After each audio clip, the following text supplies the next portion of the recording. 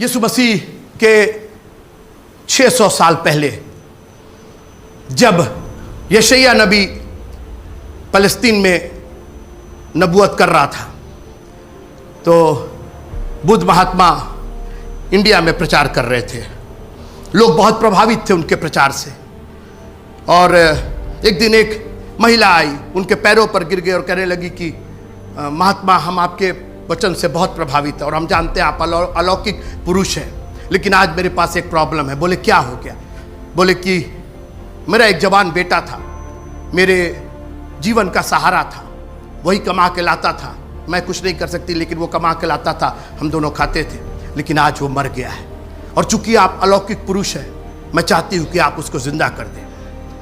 बुद्ध ने थोड़ी देर के लिए सोचा, फिर कहा कि ऐसा है कि सरसों का थोड़ा सा दाना लेकर के आओ, सरसों का बीज लेके आओ। बोले हाँ हाँ, ये तो कोई बड़ी बात नहीं है। तो जब जाने लगी तो बुद्ध ने बुलाया, बोला वापस आओ इधर। बोले सरसों का दाना ऐसे घर से आना चाहिए जहां कभी किसी की मौत ना हुई हो। उसने कहा भाई मैं अपने घर का तो नहीं इस्तेमाल कर सकती क्योंकि मेरा तो बेटा मरा है। वो अपने पड़ोसी के घर गई, उसने कहा कि आपके पास सरसों का दाना? हाँ हाँ बहन है, ले जाइए। बोले ये बताइए कभी आपके यहाँ कोई मरा? बोले मरा, अरे हमारे यहाँ पिछले साल हमारी सास मर गई, उसके पहले हमारे ससुर मरे, कितने लोग मरे हमारे। बोले माफ़ कीजिएगा, आपका सरसों का दाना हम नहीं इस्तेमाल कर पाएंगे। फिर वो दूसरे घर गई, कहने लगी बहन सरसों का दाना? बोले हाँ, जितना चाहिए उतना ले जाइए। बोले आपके यहाँ कोई मरा? अरे 2 ही महीना पहले मेरा भी बच्चा मर गया, और उसके पहले मेरे ब्रदर मर गए, मेरी अम्मा भी मर गई, बहुत लोग मरे हैं, क्या बोल रही हैं आप? और वो इस तरीके से गाँव के एक घर से दूसरे घर से तीसरे घर, पूरा गाँव घूम आई, लेकिन एक भी घर उसको नहीं मिला जहाँ कोई ना कोई मौत हुई हो। और वो वापस आई और बुद्ध के पैरों पर गिर गई, कल महात्मा हमको एक भी घर ऐसा नहीं मिला जहाँ मौत ना हुई हो। और महात्मा ने कहा देखो यही ज़िंदगी है, यही ज़िंदगी का चक्र है, सब लोग को मरना है, कोई जिंदा नहीं हो पाता। लेकिन आज मैं आपको एक दूसरे शहर ले चलना चाहता हूँ। उस शहर का नाम नाइन नगर है। वहाँ पर भी एक ऐसी ही स्थिति थी।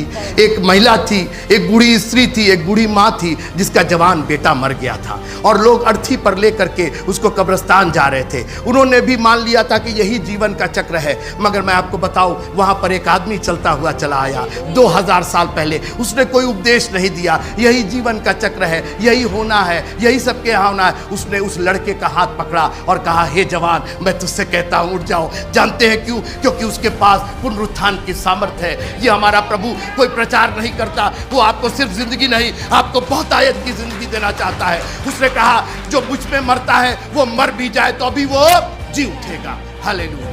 My Jesus stands all by himself because of the power of his resurrection. अपने पुनरुत्थान की सामर्थ्य से मेरा प्रभु बाकी सब से बिल्कुल डिफरेंट है। ठीक है, बाकी सब में बराबर हो सकता है, आप जिस पर बहस करना आप कर सकते हैं, मगर पुनरुत्थान की जो सामर्थ्य है उस पर आप कभी बहस नहीं कर पाइएगा। और इसीलिए पौलुस ने कहा कि मैं सब चीज को कूड़ा समझता हूं, मैं सब चीज को हानि समझता हूं। जी वो मेरे लाभ की है, मुझको उससे लाभ होता है, उससे मेरा इनकम चलता है, लेकिन मसीह की उस जी उठने की सामर्थ्य के आगे ये सब पूरा है। अगर मैं जी उठूं तो मेरे लिए वो काफी है। ये पुनरुत्थान की सामर्थ्य मेरे लिए हमेशा काम करेगी। अगर मैं कोई है मेरे साथ प्रेज द लॉर्ड बोलने का, in the name of Jesus, hallelujah.